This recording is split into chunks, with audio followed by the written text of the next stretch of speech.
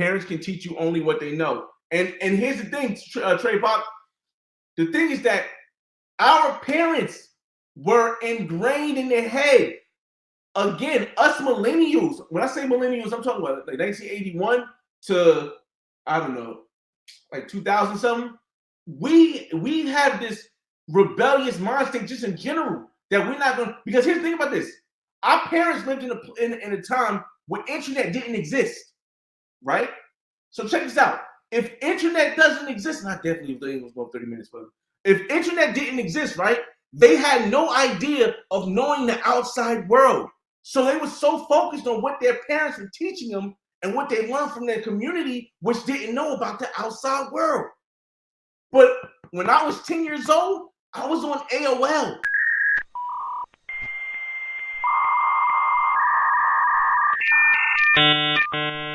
I was in the chat room. I was chunky. I was short. I had jokes. I didn't get a lot of women when I was 12 and 13. A lot of girls. I didn't get no girls. I was online. But being online helped me get women outside of my area. And I'm like, oh, they like me. And then I started slimming up. And then they liked me more. So the issue is our parents didn't have access to the knowledge. Again, I try to tell people as a black person, at least, 200 years ago, our grandparents or for me, my great-grandmother wasn't allowed to read. When you're not allowed to read, you can't understand anything. When you're not allowed to write, you can't understand anything. When you don't have the internet, you think everything they teach you is 100% true. We didn't start questioning Christopher Columbus until like 1990. But we knew for damn sure it was Native Americans here already. Again, this is why me personally, I can never argue, and I will never argue with someone who hasn't traveled the world. Because that's the same as our parents were when they didn't have internet. And their parents were when they wasn't able to go to the good schools. And their parents were when they wasn't able to read.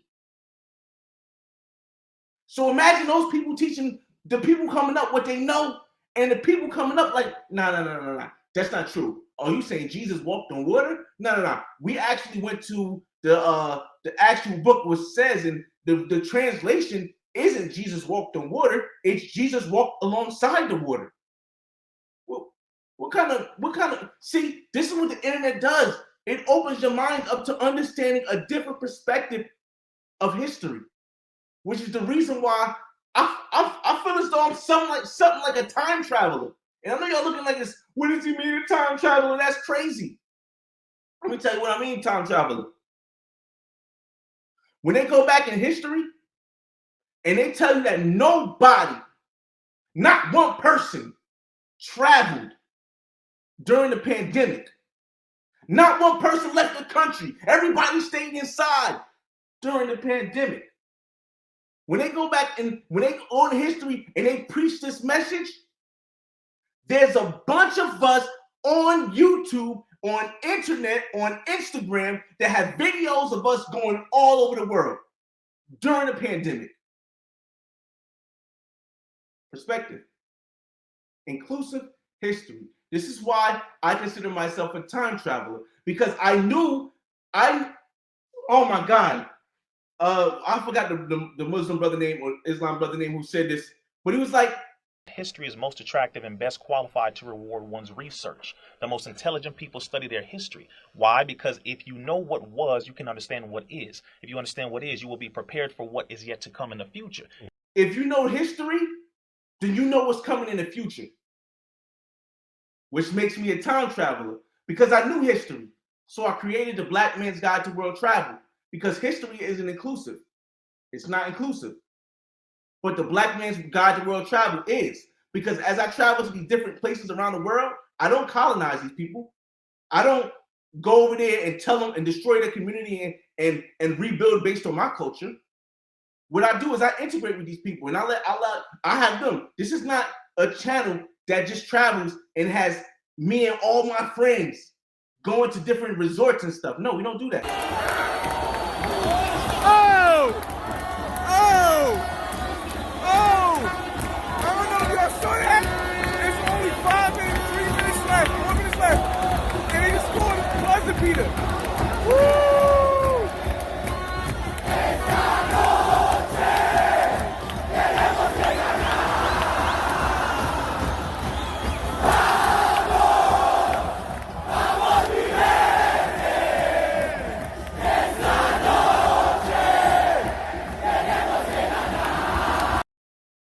because I understand history.